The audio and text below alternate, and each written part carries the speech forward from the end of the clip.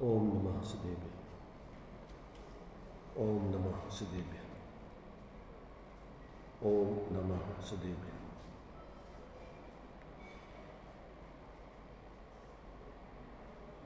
मंगलम भगवान मीरो मंगलम गौतम मुनि मंगलम कुंद कुंदात्यो जैन धर्मोस्तु मंगलम सर्वमंगल मांगल्यम सर्वकल्याणकारकम प्रधानम सर्वधर्माणां जैनं जयतु शासनं जैनं जयतु शासनं वन्दितु सर्वसिद्धे ध्रुवमचलमणोभवं गतिं पत्ते मोक्षामि समय पावण मृण्मो सुदकेवलीमणिनम् नमः समय साराय श्वानमूर्त्याचकाशिते चित्स्वभावाय भावाय सर्वभावान्तरच्चिते।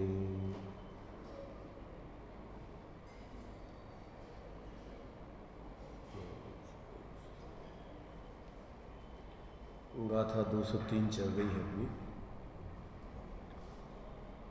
वह पद कौन सा है, क्या है जिसको ग्रहण करना है। इसमें आचार्य देव ने आत्मा के उस पद को बतलाया है कि जिस पद को जीव ग्रहण करके और बाकी जो अपदभूत है उन सब भावों को छोड़ देता है, तब वो वास्तव में ज्ञानी बन करके और कर्मों की संवर निर्जरापूर्वक मोक्ष की सिद्धि करता है। यहाँ कल गाथा अपन ने पढ़ी थी, उसका अर्थ अपन ने सामान्य से पढ़ लिया था। आगे टीका आदि के माध्यम से उसके बारे में विचार करना है। जीव में अपदभूत द्रव्य भाव को छोड़े ग्रहे तू यथार्थ से फिर नियत एक ही भाव यह उपलब्ध जो ही स्वभाव से। ये गाथा थी हिंदी। तो आत्मा में अपदभूत द्रव्य भावों को छोड़कर निश्चित स्थिर एक इस प्रत्यक्ष अनुभव गोचर आत्मा के ऐसे भाव को जो स्वभाव से ही ग्रहण अनुभव करने योग्य है, उसे हे भव्य जैसा है वैसा ग्रहण कर, वही तेरा पद है। ये सामान्य से उस गाथा का अर्थ हो गया। अब उसकी टीका में जो खुलासा किया है उसके माध्यम से अपन विचार करते हैं। वास्तव में इस भगवान आत्मा में बहुत से द्रव्य भावों के मध्य में से यानी द्रव्य भाव रूप बहुत से भावों के मध्य में से जो अतत स्वभाव से अनुभव में आते हुए आत्मा के स्वभाव रूप नहीं किंतु पर स्वभाव रूप अनुभव में आते हुए अनियत अवस्था वाले अनेक क्षणिक व्यभिचारी भाव हैं, वे सब स्वयं अस्थायी होने के कारण स्थाता का स्थान अर्थात रहने वाले का स्थान नहीं हो सकने योग होने से अपदभूत है, और जो तत्स्वभाव से यानी आत्म स्वभाव रूप से अनुभव में आता हुआ नियत अवस्था वाला एक नित्य अव्यभिचारी भाव अर्थात चैतन्य भाव ज्ञान भाव है, वह एक ही स्वयं स्थायी होने से स्थाता का स्थान अर्थात रहने वाले का स्थान हो सकने योग्य होने से पदभूत है। इसलिए समस्त अस्थायी भावों को छोड़कर जो स्थायी भाव रूप है, ऐसा परमार्थ रस रूप से स्वाद में आने वाला यह एक ज्ञान ही है, आस्वादन के योग्य है। देखिए,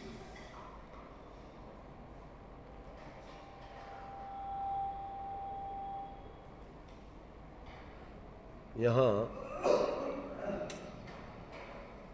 टीका में आचार्य देव ने जो स्पष्टीकरण दिया है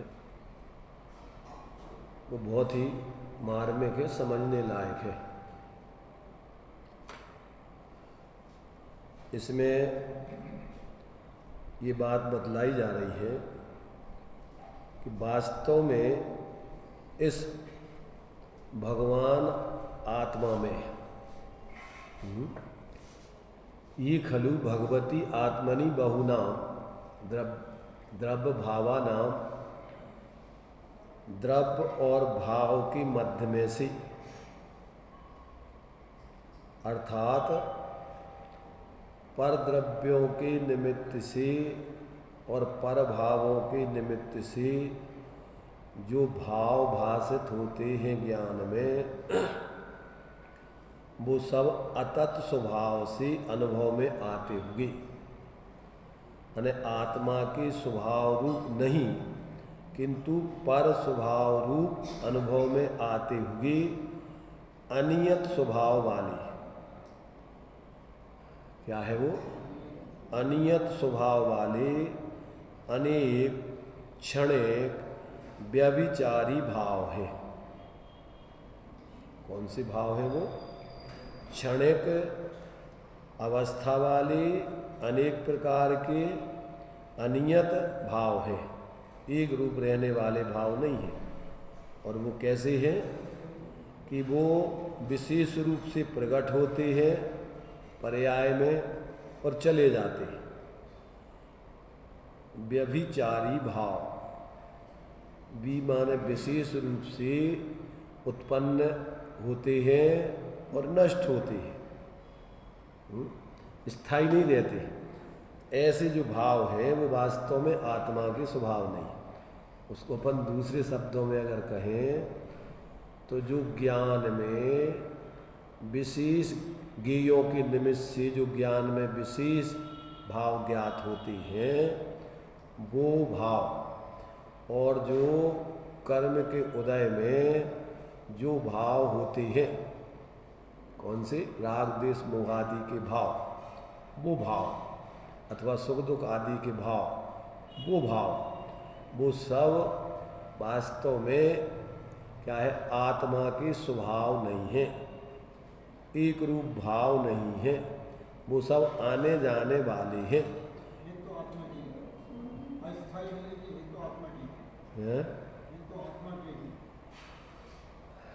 आत्मा के हैं ऐसा अपन कहें तो वो कौन से भाव है? कर्म सापेक्ष भाव है, पर सापेक्ष भाव है, वो आत्मा के स्वभाव नहीं है।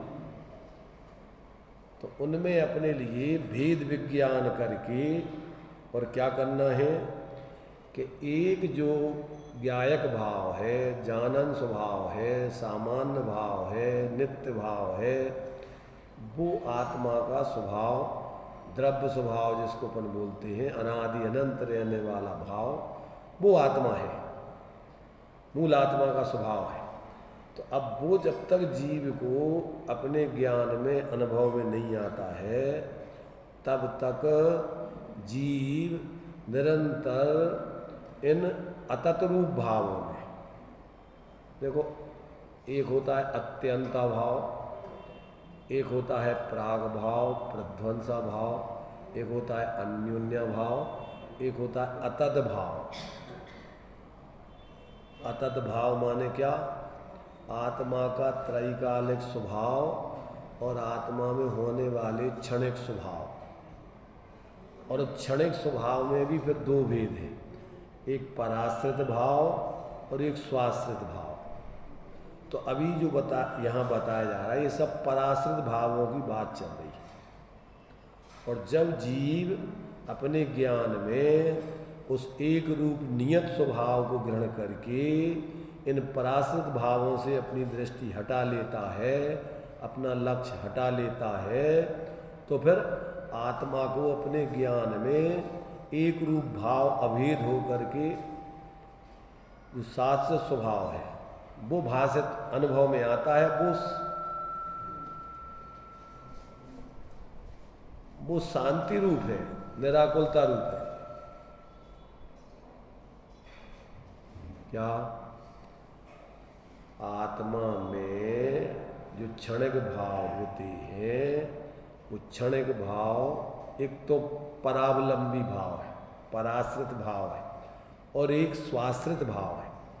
तो अनादिकाल से जीव वो स्वाश्रित भाव कब प्रकट होते हैं कि जब अपना एक रूप आत्मा का स्वरूप उस ज्ञान, क्षणिक ज्ञान में जो परगेयों के निमित्त से और कर्म के उदय से होने वाले मोह राग द्वेष आदि भावों से अपने ज्ञान विशेष को सामान्य ज्ञान स्वरूप आत्मा में अभेद करके अनुभव करता है, तब ये जो अज्ञान दशा वाले मिथ्यात्व कसाय आदि के भाव है उनका भाव होकर और शुद्धोपयोग रूप अथवा सम्यक दर्शन ज्ञान चारित्र के परिणाम रूप ऐसा अपना स्वाश्रित भाव उसमें अपने लिए अपने को चैतन्य स्वरूप भाषित होता है। उस ज्ञान में आत्मा एक रूप भाषित होता है, श्रद्धान में एक रूप भाषित होता है, आचरण में भी उसी की स्थिरता होती है, तो उसमें शांति प्रकट होती है, आनंद आता है, निराकुलता आती है। तो ये जो है जब तक जीव को ऐसा अपना ज्ञान विशेष जो पर के निमित्त से नाना गेयों के आकार और नाना सुख दुख आदि अथवा राग द्वेष मोह आदि के जानने रूप में जो प्रवर्तमान होता रहता है, आज तक इससे पृथक अपने उस एक रूप भाव को ज्ञान में ग्रहण नहीं किया। इसलिए जो आत्मा में स्वाभाविक भाव प्रकट होना चाहिए, सम्यक दर्शन ज्ञान चारित्र के ज्ञान और आनंद के, अतीन्द्रिय आनंद के, वो भाव प्रकट नहीं हुए आज तक। तो ये बात यहाँ पर बताई जा रही है कि जब जीव वास्तव में अपने उस भगवत स्वरूप आत्मा में जो बहुत से परद्रव्यों के और पर भावों के निमित्त से होने वाले जो अनेक प्रकार के अतत रूप भाव है, आत्मा का त्रयी का अलग स्वभाव नहीं और स्वाभाविक स्वभाव भी नहीं, वो क्या है, पराश्रित भाव है, जिसको अपन ज्ञेय ज्ञायक संकर दोष और भाव्य भावक संकर दोष। ज्ञान में जो ये अनेक प्रकार के सुख दुख राग द्वेष मोह अथवा ज्ञेय पांच इंद्रियों के विषय, तो ये जितना भी अपने परिणति में निरंतर ज्ञान में ऐसा भाषित होता रहता है, जिसको अपन बोलते कर्म चेतना, कर्म फल चेतना, तो आज तक उसको ज्ञान स्वरूप आत्मा का अनुभव करके ज्ञान चेतना प्रकट नहीं हुई, अपने को ज्ञान स्वरूप अनुभव नहीं किया निर्विकल्प होकर के। इसलिए ये जीव अनादिकाल से ऐसे परकृत भावों में मूर्छित होकर के निरंतर संकल्प विकल्प राग द्वेष मोह करता हुआ जी रहा है। तो यहाँ पर ये बात बतलाई जा रही कि वो अपना पद कौन सा है जिसे ग्रहण करना है, और वो पद कौन से हैं। देखो इस भावार्थ में दिया है कि पहले जो वर्णादिक से लेकर गुणस्थान पर्यंत जो भाव कहे थे, वे सब आत्मा में अनियत अनेक क्षणिक व्यभिचारी भाव हैं। आत्मा स्थायी सदा विद्यमान है और वे सब भाव अस्थायी हैं, इसलिए वे आत्मा का स्थान नहीं हो सकते, अर्थात वे आत्मा का पद नहीं है। जो यह स्वासंवेदन रूप ज्ञान है वह नियत है। देखो स्वासंवेदन रूप ज्ञान माने सामान्य ज्ञान, जो निरंतर जानना जानना जानना जिसमें चल रहा है। अब वो क्या है कि वो ऐसा स्वयं के ज्ञान में संवेदन करके वो ज्ञान पद आत्मा का अनुभव में आता है। तो यह जो स्वसंवेदन रूप ज्ञान है वह नियत है, एक है, नित्य है, अव्यभिचारी है। देखो एक तो है अपना जो है ज्ञान, सामान्य ज्ञान जो निरंतर जिसमें जानना जानना जानना जानना जानना हो रहा है। अब वो क्या जानना हो रहा है, ये क्या है, ये अपन को हो तो रहा है उसमें जानना आत्मा का। उस जानने में क्या जानने में आ रहा है, उसमें आत्मा ही जानने में आ रहा है, परंतु जीव को अनादिकाल से भ्रम है। क्या भ्रम है कि जैसे ज्ञान में ज्ञेय आ रहे हो, ज्ञान में सुख दुख आदि आ रहा हो, ज्ञान में राग द्वेष मोह आ रहे हो, ज्ञान में ये कुछ नहीं आता, ज्ञान में मात्र ज्ञायक ही रहता है, आत्मा ही व्याप्ता है, उसमें ज्ञान में पर नहीं आते। पर अज्ञान दशा में जीव को ऐसा भ्रम बना रहता है। कैसा? क्योंकि अनादिकाल से संयोगों में, संयोगी भावों में ये जीव जी रहा है, शरीर आदि कर्म आदि के संयोग में है, और उसके निमित्त से जो आत्मा में जो भाव हो रहे हैं संयोगी, वो भाव चल रहे हैं, और साथ में अपना असंयोगी स्वभाव भी बढ़ रहा है। तो इसमें से भेद विज्ञान नहीं होता उसको। बहुत से भावों में दे रहे ना कि वास्तव में इस भगवान आत्मा में बहुत से द्रव्य भावों के मध्य में से, द्रव्य भाव रूप बहुत से भावों के मध्य में से जो भाव कैसे है अतत स्वभाव रूप से अनुभव में आते हुए, वे वास्तव में आत्म रूप से अनुभव में नहीं आते। वो ज्ञेय रूप से, सुख दुख आदि रूप से, राग द्वेष आदि रूप से इस रूप में जानने में आते। तो वो अतत, वो ज्ञान से अतत रूप है, ज्ञान अलग है और ये सब भाव अलग है। अतत भाव, अतत भाव माने भाव भेद है उसमें। तो ऐसा जब तक ये भाव भेद समझ में नहीं आता तब तक उसका भ्रम टूटता नहीं। तत् माने वह, आ माने नहीं। तो ज्ञान अलग है और ये ज्ञेय आदि रूप भाव अथवा राग द्वेष आदि रूप भाव अथवा सुख दुख आदि रूप भाव, ये सब अलग है। जो दिया ना गुणस्थान से लेकर वर्ण आदि से लेकर गुणस्थान पर्यंत जो 29 भाव 50 गाथा से लेकर 55 गाथा तक पहले जीव अजीव अधिकार में बतलाए गए थे। ये जीव का स्वभाव नहीं है। द्रव्य संग्रह जी में अपन पढ़ते ना, मग्गण गुण ठाणे ही 14 ही हवंती तय अशुद्ध नया बिन्ने या संसारी सब्बे शुद्धाहु शुद्ध नया।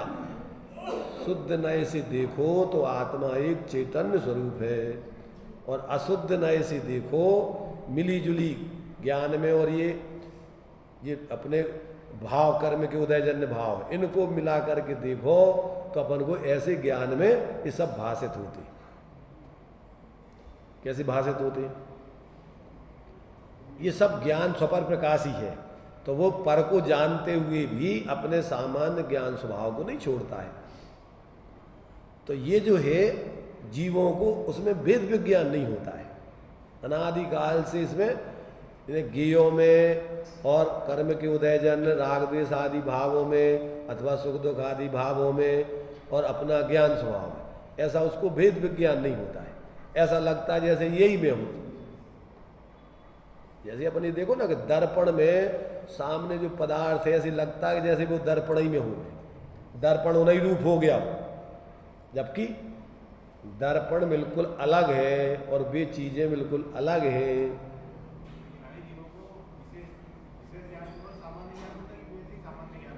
क्या? ज्ञानी जीवों को सामान्य विशेष दोनों का ज्ञान होता है। सम्यक ज्ञान में स्वपर प्रकाशनपना जैसा है वैसा भाषित होता है।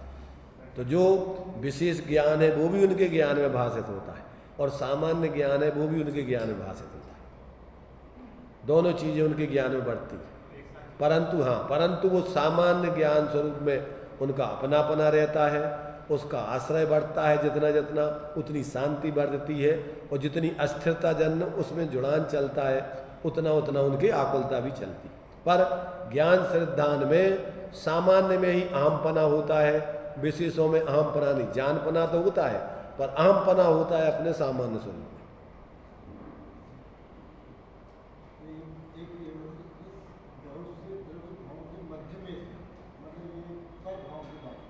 पर द्रव्य देखो, पर भावों की चूंकि अपन पर तो अपने में आते ही नहीं है और अपन पर में जाते नहीं है, और अपना ज्ञान भी वास्तव में इन पर भावों को जानते हुए अपने ज्ञान स्वरूप बने को नहीं छोड़ता है।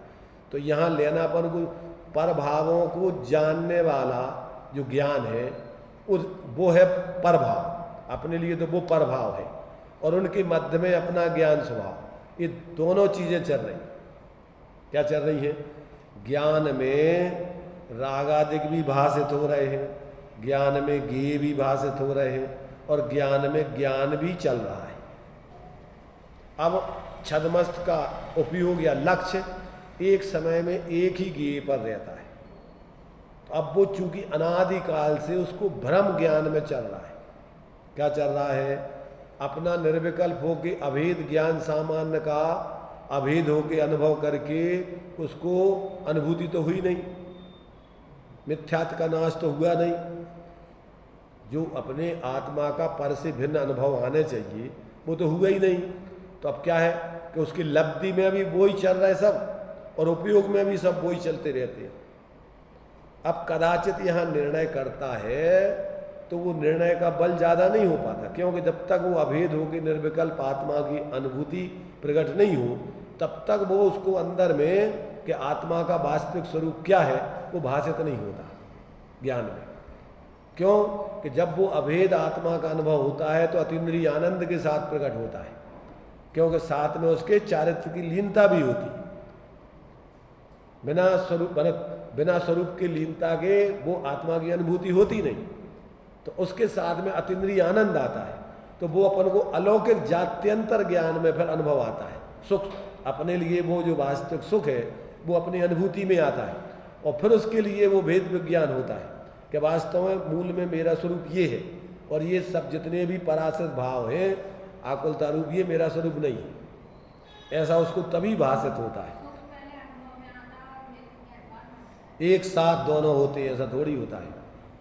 आत्मा अखंड है, अनंत गुणात्मक पर्यायों का भी अखंड परिणमन होता है।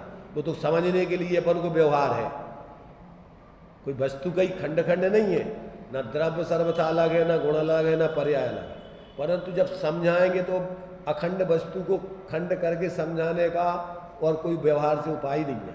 इसी समय सार में अपन ने पढ़ा है कि जह न भी शक्य मणज्जम अणज्य भाषम बिणादु गाहेदुम तय व्यवहारेण बिना परमत्थुपदेशेण मशक्कत। परमार्थ का अनुभव तो किया जा सकता है, पर परमार्थ को बताने का और अपन को समझने का, अपने लिए भी सविकल्प दिशा में समझने का, खंड खंड करके समझने के अलावा, समझाने के अलावा कोई उपाय नहीं व्यवहार के बिना। संयोगों की तरफ से कथन करेंगे, भेद करके कथन करेंगे, पर अपन ने देखा तो अनुभव तो होता है अखंड। अनुभव कैसा होता है? अपन ने यहाँ देखा तो अपन ने देखने में तो सारी चीज़ें दिख गई। अब आप किसी को बताओ या इनके बारे में विचार करो, तो विचार कैसे करोगे? एक एक चीज़ का अलग अलग, या बताओगे तो अलग अलग खंड खंड। पर देखने में क्या होता है? देखने में आपको एक साथ दिख रहा है। ऐसे ही जब आत्मा का अनुभव होता है तो अखंड निर्विकल्प अनुभव होता है। पर जब भी आप कहोगे कोई को या स्वयं विचार करोगे तो कैसा होगा? भेद करके, खंड खंड करके, एक एक हिस्सा में। हाथी को तुमने देखा, अब बताओ किसी को, कैसा बताओगे हाथी? है कोई उपाय हाथी को एक साथ बताने का? एक साथ बताओगे तो भी समझ में नहीं आ सकता कि हाथी तो हाथी जैसा होता है। एक साथ कहोगे तो हाथी जैसा होता है। अब वो सामने खड़ा कर दोगे तो तुम्हें अनुभव हो गया ना। वो तो तुम्हारा आत्मा रूपी हाथी जब देख लोगे तो फिर तुम्हें बताने की जरूरत क्या है? फिर तो तुम्हें आनंद आ जाएगा। अब तुम दूसरों को बताओगे फिर कि भैया ऐसा होता है, ऐसा होता है, ऐसा होता है, ऐसा होता है, ऐसा नहीं होता, ऐसा नहीं होता है। तो वो तो जब तक व्यक्ति को इसलिए वास्तव में देखा स्वानुभूति से प्राप्त तत्व। कैसा है आत्मा? स्वानुभूति से, आत्मानुभव गम्य। इसलिए अनुभव मोक्ष मार्ग है। अनुभव चिंता मणिरतन, अनुभव है रसकूप, और अनुभव मार्ग मोक्ष को, और अनुभव मोक्ष स्वरूप। अब वो अनुभव जब तक नहीं होता तब तक सब विकल्प हैं। जो भी विचार है जिसके ज्ञानियों के हैं तो वो भी विचार है, सब विकल्प है पूरे। टोटल जो भी बताया जाएगा वो सब भेद करके व्यवहार से ही बताया जाएगा। अभेद करके तो उसका अनुभव होता है। वो अनुभव इसलिए टोडामल जी ने लिखा कि जो जानते हैं सो कहने में आवे नहीं। कुछ कहा जाए, अब कुछ क्या, तुम्हारी योग्यता अनुसार बताना पड़ेगा, तुम जितनी योग्यता वाले हो। अनेक दृष्टांत दे दे के कि भैया कैसा अनुभव होता है कि अंधे की मिश्री जैसा खाना होता है। अनुभव में कैसा लगता है? अपनी यहाँ भी कोई चीज़ खाओ तुम किसी को बता नहीं सकते। जो भी चीज़ तुमने स्वाद ली है बताओ किसी को कैसा है वो, कैसी है वो, कैसी बताओगे? किसी न किसी तुलना करके बताओगे वो कि गुण, पर वो कहे भैया अब तुम खुदा वो कि ऐसी है वो ऐसी। जब उसने चखी नहीं तो वो क्या क्या अनुमान उसका कैसा जानेगा उसे? अब तुम अंत में यही कहोगे भैया तुम देख लो खा के जाके। कोई भी चीज़ तुमने देखी, शेखर जी के दर्शन, क्या भाई कैसा लगो, क्या बताओ? अरे साहब बताओ तो कुछ, तो बताओ क्या बताओ, क्या क्या बताओगे? अब जो भी बताओगे तुम उसका कोई क्रम व्यवहार से बता पाओगे। एक साथ तो तुमने जो अनुभव किया वहाँ बता ही नहीं सकते। अब वो अपने ज्ञान से समझेगा और वो भी कल्पना करेगा। जब तक देखा नहीं है तो कल्पना ही तो करेगा, अनुमान आदि करेगा। पर वो तुम्हें सिर्फ प्रेरणा दी जा रही है कि तुम भी जाके अनुभव करो, बस इतना ही है। इसके अलावा कोई मोक्ष मार्ग नहीं है।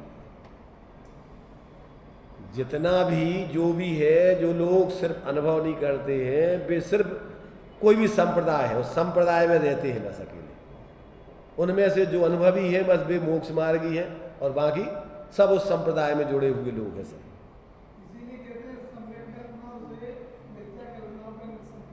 वो तो बहुत क्या है, बहुत मोटी। अभी तो तुम्हारी कल्पनाएं का है कि मैं शरीर हूँ, मैं अमीर हूँ, मैं गरीब हूँ, मैं स्त्री हूँ। तो पहले तो भैया तुम स्त्री नहीं हो, अमीर क्या हो गई हो, तो सब संयोग है। इनसे तुम्हारा क्या संबंध? तुम तो असंयोगी तत्व हो, तुम तो अमूर्तिक तत्व हो, तुम तो चेतन हो। तो अब तुम्हारा ने अब सब ये पहले तो ये अस्थि नास्ति से पहले तुम्हारे मिथ्या स्थूल मिथ्या मान्यताओं का खंडन करेंगे। अभी तो अपन क्या मानते हैं? अभी तो पहले मोटे मोटे रूप में बहुत विपरीत मानते। पैदा हो गए जिस पर्याय में, जिस संप्रदाय में, तुम्हें बता दो भगवान की कल्पना करा दी तो तुमने भगवान की कल्पना कर ली, तो तुम्हें बेट तोड़वाना पड़ेगा कि कोई ऐसी भगवान नहीं है कहीं, कि लोक में कहीं बैठे हैं। तो अभी तो पहले मोटे मोटे रूप में तुम्हें ये पहले तो स्थूल रूप में मिथ्या कल्पनाओं को तोड़वाने के लिए ये आगम से सम्यक प्रकार के तुम्हें कल्पना विचार परोक्ष रूप से तुम्हारे लिए ऐसा ज्ञान कराया जाएगा। अब इसके बाद में फिर वे सम्यक जो आगम पूर्वक की कल्पनाएं हैं, अनुमान आदि की युक्ति तर्क पूर्वक की कल्पनाएं हैं, दूसरों की जानने वालों की तरफ से कल्पनाएं हैं, अब वे भी जब तक तुम स्वानुभव नहीं करोगे तब तक वे तुम्हारी कल्पना ही है। अभी वो अनुभव नहीं है। इसलिए ज्ञानांग नो पूर्व तक का भी धारणा ज्ञान वो सम्यक ज्ञान नहीं है। और एक तुष्मास भिन्न वाले मुनिराज उनका वो ज्ञान सम्यक ज्ञान है। तुम शब्दों में उनसे पूछो तो वे तुम्हें 7 तत्वों के नाम नहीं बताते, 9 पदार्थों के नाम नहीं बताते, 6 द्रव्यों के नाम नहीं बताते। परंतु एक बच्चा अपनी माँ के बारे में कुछ नहीं बता सकता है, परंतु वो माँ को पूरा पहचानता है। ऐसे ही अब सब पढ़ा लिखा नहीं हो कोई व्यक्ति और अब अंदर में आप अपने स्वरूप का अनुभव कर ले तो वो सब जानता है, स्वरूप का आनंद जानता है, परंतु वो तुम्हें अब बता नहीं सकता शब्दों में। तुम्हारी भाषा अगर नहीं जानता, तुम अंग्रेजी वाले हो और हम हिंदी जानते, तो अब तुम्हें हम बता ही नहीं सकते। तुम्हारी भाषा में हमें बोलना पड़ेगा। बच्चे को भी तुम बच्चे की भाषा में बोलोगे जब वो समझ पाता है। तुम उससे कहो कि हमारी पत्नी को बुलाओ, तो वो पत्नी जानते नहीं है पत्नी किसी की। तुम कहोगे अपनी माँ को बुला ला बेटा चल, तो अब समझेगा कि वो। तो अज्ञानी जीवों को उनकी भाषा में समझाना पड़ता है। वो वास्तव में तो वस्तु कैसी है, अनुभवगम्य है, स्वानुभूति से व्याप्त तत्व है वो, ज्ञानानंद स्वभाव ही है। जब उसका अनुभव होता है तो कोई अलौकिक अतीन्द्रिय आनंद तुम्हारे जीवन में प्रकट होता है, उसका लक्षण है। और ये जब तक नहीं है तब तक अपन अभी कल्पनाओं के माध्यम से ही स्वरूप का विचार करते रहते हैं। अब उसमें अभी अब अपन को वो अनुभव तो है ही नहीं, तो अपनी धारणाओं में तो ज़्यादातर संसार संबंधी रुचि बनी रहती। यहाँ से सुन के गए, अपन को बाकी कछु पता ही नहीं है कि क्या धर्म है। और जिसको अनुभव हो जाता है वो संसार के काम भी करता रहे, परंतु उसको कहीं अपनापन नहीं होता है, उसको एक अपने स्वरूप में ही अपनापन रहता है। बाहर के काम सब नाटक दिखते हैं और अंदर का स्वरूप अपना यथार्थ भाषित होता है। तो अब ये चीज जो है क्या है कि कोई वचनों में कहने वाली नहीं है, ये तो वाचक वाच्य नियोग व्यवहार से बहुत, क्योंकि अब ये इसके अलावा कोई व्यवस्था ही नहीं है ना लोक में। लोक में कोई व्यवस्था नहीं, दो प्रकार से अपने लिए सामने वाले को अपने भावों को बताने का व्यवहार से अपने लिए उपाय है। एक लिंगज ज्ञान, एक शब्दज ज्ञान। कौन सा ज्ञान है? एक लिंगज ज्ञान, चिन्हों से इशारों से बताना। और वो भी अब इशारे सबके अलग अलग क्वालिटी के, जिसने जिस प्रकार के इशारे। अब खावे को अगर उन्हें नहीं समझो ये खावे के लाने पर ऐसे ऐसे करा, तो तुम कहो दूसरी जगह जाके करो वो ऐसे ऐसे, वो क्या दर्द हो रहा हो, कहते का हो, तुम कहो ऐसे ऐसे, तो वो क्या ऐसे ऐसे का हो। भाई इतने तुम्हारे लाने ही तो समझ में ये तो आता है कि तुम ये ऐसे ऐसे करना माने मुँह में कछु खावे की बात कह रहे, ऐसे कर रहे मतलब ये तो पानी। अब भी साम और दूसरों को अगर इस प्रकार का संकेत नहीं समझाया गया हो, मिलिट्री में संकेत समझाए जाते हैं। जब हम लोग एनसीसी में थे ना, तो वहाँ पूरे संकेत बताए जाते कि तुम्हारे लिए नाम नहीं, तुम्हारा संकेत, तुम अगर तुम्हें संकेत दे दिए और वो संकेत तुम नहीं सामने वालों को पता है, और सामने वाले को तुमने अपना संकेत नहीं बताया, तो वो तुम्हें शूट कर देगा। क्यों? कि ये शत्रु है कोई। हाँ, कोड वर्ड होते हैं, उन कोड वर्ड को अगर तुमने बोल दिया तो तुम सुरक्षित, नजर चले जाओ। तो ऐसे ही अपन को ये सारे के सारे प्रत्येक भाषा के अपने अपने कोड वर्ड हैं, संकेत हैं। अब उन संकेतों के माध्यम से अपन को, अब पहले जो है वो क्या होता, तार होता था, तो तार में क्या चलता था, उसमें टंकण करने के तरीके होते थे, कोड वर्ड। उसको समझ करके सामने वाले कम से कम अक्षरों में वहाँ भेजना है। शॉर्ट में आपके लिए कितने वर्ड बोलना है, उससे पैसे लगेंगे आपके। तो मतलब ये है कि ये सारी चीज़ें व्यवहारिकता वाली हैं सब।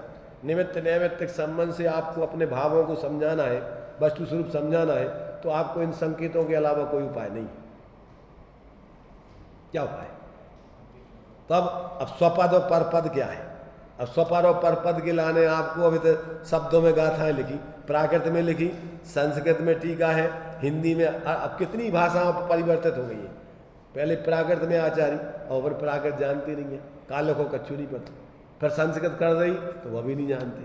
अब हिंदी, तो हिंदी में अभी अगर पढ़े लिखे नहीं हो तो हिंदी भी नहीं समझ पाए। अब और कोई भाषा में जानते तो तुम्हें बता ही नहीं सकते हम कि कदम का चाह रहे। एक प्रांत का व्यक्ति दूसरे प्रांत में चला जाए, भाषा नहीं जानता है, तो परेशान होता रहेगा। अंदर में तुम सब जान रहे, सब बताओ चाह रहे, पर सामने वाला तुम्हारी कुछ भी नहीं समझेगा तुम क्या कर रहे। ऐसे ही अनुभवियों की भाषा को गैर अनुभवियों को समझाना है और वहां तक पहुंचाना है। तो अब क्या उपाय है? क्या उपाय? अब शास्त्रों में अपने लिए भी लक्षण बदला है आत्मा की। क्यों? क्यों? लक्षणों से ही अपने लिए उस लक्ष्य तक पहुंचाने की व्यवस्था है। तब भी लक्षण कि आत्मा ज्ञान से लक्षित है। जानना जानना जानना जानना जानना जानना जहाँ हो रहा है वो आत्मा है, ज्ञान सो ही आत्मा। तो अब ज्ञान मात्र, अब सब विकल्प नहीं होने चाहिए, उसमें कोई विकल्प नहीं होने चाहिए। आप बिल्कुल शांत हो जाइए, शांत हो जाएंगे धीरे धीरे धीरे धीरे। देखो, जागृति, नींद भी नहीं आना चाहिए, जागृति पूरी और विकल्प बिल्कुल भी नहीं।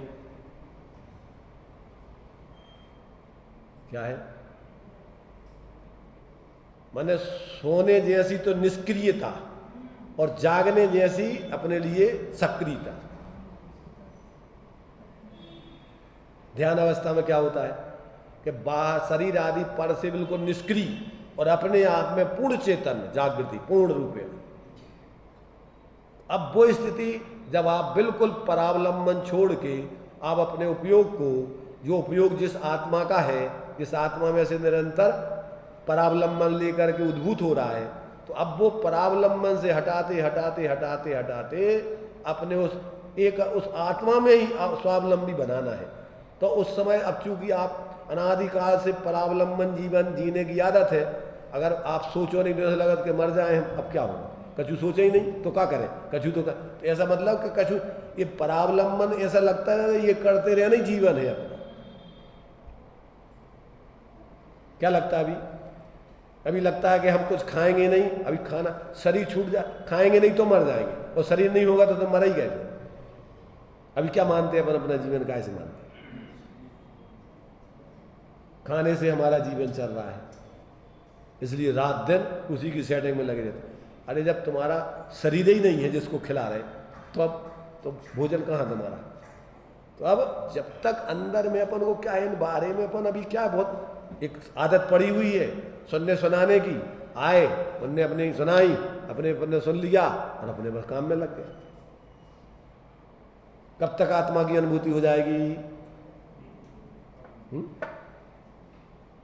अरे भाई उसकी जो प्रोसेस है, उसका जो तरीका है अनुभव का, कि आप सब तरफ से उपयोग को हटाकर जब तक आप अपने ही स्वरूप में एकाग्र करके निर्विकल्प नहीं होंगे, जब आत्मा का अनुभव होगा तो पहले तो अपने स्वरूप का पर का विचार छोड़ करके, परावलंबी विचार छोड़ के, फिर अपने भेदों का विचार छोड़ के, फिर अपने ही अभेद के विचार करके, अभेद का ही विचार शांत करते करते और अपना उपयोग उसी में बिल्कुल एकाग्र हो जाए, विचार खत्म हो जाए और वो स्वरूप भासने लग जाए जागृति में। बस वहां आपको पता पड़ेगा कि हम क्या है।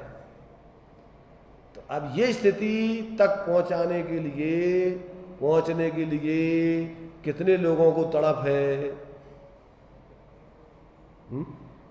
भाई अपन को देखो, लोक में अपन को कोई भी चीज पढ़ाई जाती, डॉक्टरी पढ़ाई जाती है, इंजीनियर जो भी, तो अपन को उसको जीवन में अप्लाई, उसको लागू करना पड़ता है। तुमने रोगों की दवाई पढ़ ली, फलानो कर लो, अब तुम सामने वाले के लक्षण देखो कौन सा रोग है, अब इसमें कौन सी दवाई अपन को लागू होगी। अब वो दवाई दो और फिर पता पड़ा कि हाँ इससे इसके जो बीमारी शरीर में प्रतिक्रिया, मैंने जो प्रतिकूलता खड़ी हुई थी, अब वो इसके समान होने से जिन तत्वों की कमी या अधिकता से ये शरीर में विकृति आई थी, अब उन तत्वों की अधिकता कम हो जाने पर अथवा कमी की अधिकता हो जाने पर, जो कमी थी उसकी पूर्ति हो जाने पर शरीर में तुम्हारी सहजता आएगी। तो अब वो तो जब तुम प्रैक्टिकल करोगे तब वो आएगा। ऐसा थोड़ी अकेले तुमने पढ़ लिया तो अब ऐसे बैठे बैठे रहने से तुम्हें कोई बीमारी दूर हो जाएगी। ऐसे ही अपनी बीमारी मोह राग द्वेष भाव निरंतर परावलंबन से अपन कर रहे हैं। दिन रात स्वभाव भावों से मेरा, जो अपनों जो परावर जो अच्छो, एक मिनट के लिए भी रात्रि में भी बेई स्वप्न चलते रहते। जो व्यक्ति जो जीवन में धारणा बना के जी रहा है उसको स्वप्न भी वैसे ही आएंगे। क्यों? कि आत्मा तो वही है जिसने जो निर्णय जीव जागृत अवस्था में कर रहा है, परमार्थ से तो वो भी आगे अभी इसमें दिया हुआ है। देखो इसमें इन्होंने दिया है, एक छंद दिया है, इसमें दिया है, अभी जो अब इसको पढ़ेंगे ना उसका छंद हिंदी दिया है इन्होंने। अभी जो एक में भी तत्स्वाद्यम विपदा मपदम पदम अपदान्येव भासन्ते पदान्यानि यत्पुरा।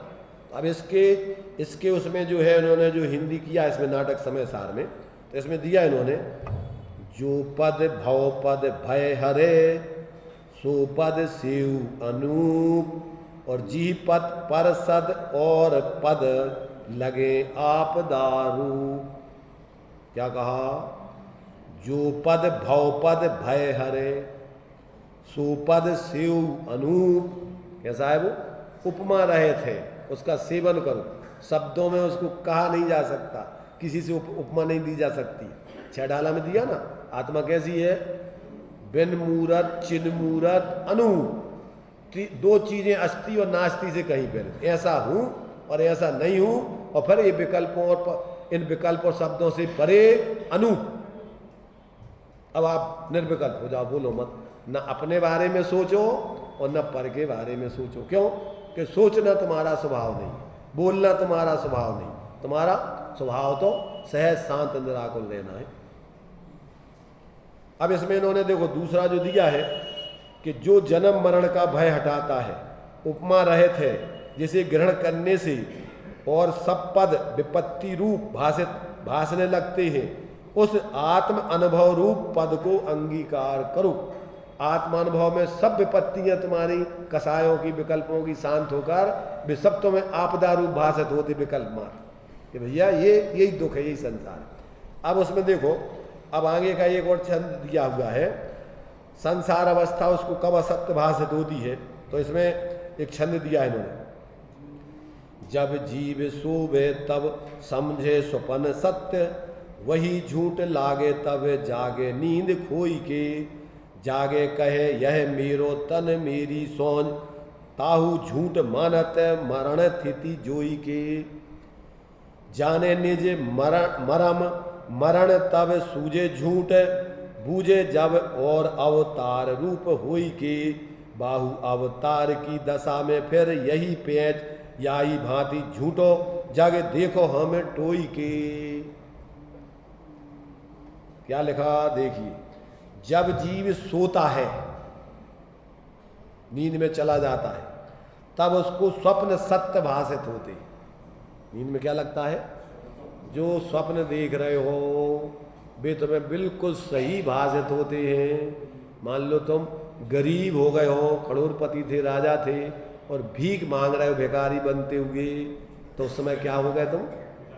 अब तुम ऐसा नहीं है कि तुम राजा हो, तो तुम भिखारी बन गए रात्रि में। उससे उस समय तुम्हें भी रात्रि के स्वप्न ही सही भाषित होते। तो कहते जब जीव सोता है तब उसको स्वप्न सत्य भाषित होते हैं, मानता है, और जब नींद खुलती है तब वह स्वप्न को झूठा मानता है, झूठा दिखाई देता है।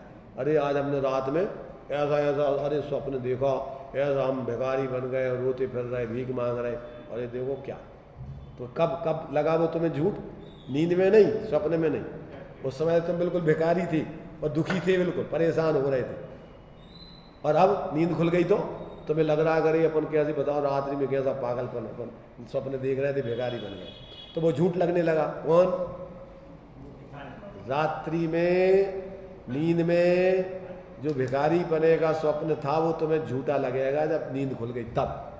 ठीक है, अब आगे देखिए, तो जब जागता है तब वह स्वप्न झूठा दिखता है, और फिर जागृत होने पे क्या लगने लगता? सही, शरीर, धन, सामग्री, परिवार, कुटुंब, वो सब अपने दिखने लगते।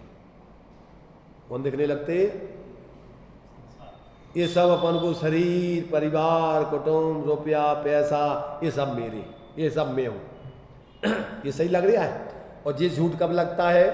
तो ये शरीर आदि सब अपने, सामग्री अपनी गिनता है जब मृत्यु का ख्याल करता है, जब मौत के बारे में सोचता है, तो धन समाज गजबाज राज तो काज ना आवे। ये सब अपने नहीं भैया, ये शरीर भी तो ही छूट जाएगा। जब अपन कोई को जलावे जाते हैं ना, मौत कर जब मर जाता है, तो क्या विचार आता है अपना? एक दिन ऐसी दशा अपनी भी हो जाएगी। ये सब शरीर अपना अपन नहीं है, ये तो आग लग के खाक बन जाएगा, ये धन दौलत यहीं छूट जाएगी, अपना कुछ नहीं। कब? कि जब मरण का विचार करते हैं तो ये सब चीजें शरीर आदि अपने झूठ भाषित होते हैं। ठीक है ना?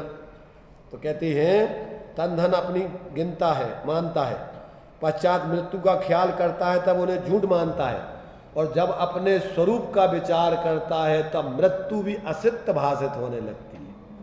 किसकी मृत्यु? शरीर का संयोग और वियोग। पर अपन तो न शरीर के साथ में पैदा हुए थे, न शरीर के छूटने से मर गए, अपन तो अजर अमर तत्व जानने देखने वाले। तब ये सब मृत्यु भी अपन को झूठ भाषित होती है। कब? कि जब तुम्हें अपना स्वरूप अनुभव में आता है, तब ये सब मृत्यु वगैरह ये भी भय खत्म, मौत का भय, सप्त भय खत्म हो जाते, इस लोक भय, परलोक भय, अगुप्ती भय, अकस्मात आरक्षा भय, अकस्मात भय, मरण भय, वेदना भय, ये सब खत्म, अगुप्ती भय सब खत्म। कब? कि जब अपने शाश्वत ऐसे स्वपद को जब अनुभव करते हो तो सारे ये पद अपन को, ये सब भय खत्म हो जाते। तो अब ये क्रम है। तो कहते हैं इस प्रकार मृत्यु भी असत दिखती है जब अपन को अपना स्वरूप अनुभव में आता है, भाषित होता है, विचार करते हैं। दूसरा अवतार फिर सत्य दिखाई देने लगता है। क्या दिखाई देने लगता है? भैया इस पर्याय से दूसरी पर्याय में भी जाएंगे, अपन मरने के बाद समाप्त नहीं हो जाएंगे, पर्याय से पर्यांतर होंगे। तो कहते फिर वहाँ पर दूसरा भाव अवतार दिखाई देने लगता है। और जब दूसरे अवतार पर विचार करते हैं तब फिर यही चक्कर आगे चलता दिखता है कि उस पर्याय में आयु प्रमाण रहेंगे, वहाँ से फिर आगे, तो यही चक्र दिखाई देता है, चक्कर में पड़ जाता है। इस प्रकार जब खोज कर देखा तो ये सारा संसार, जन्म मरण सब झूठा भाषित होता है। यहां तक पहुंचा कोई? सब विद संसार असारा, या मैं सुख ना ही लगा रहा, यहां तक अपन पहुंचे कोई कि नहीं पहुंचे?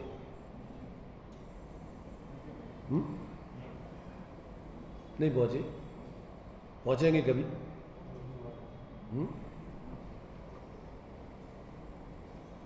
सोचो, अपन को यहां तक पहुंचाने के लिए सारी बातें हैं ये सब, कि भैया जहां जहां तुम जिसको अपना मान रहे हो, जिसमें रात दिन लगे हो, ये तुम्हारा पद नहीं है, ये सब अपद हैं, तुम्हारे स्वरूप से बाई हैं। इन सबको अरे ज्ञान में पहले समझ लो।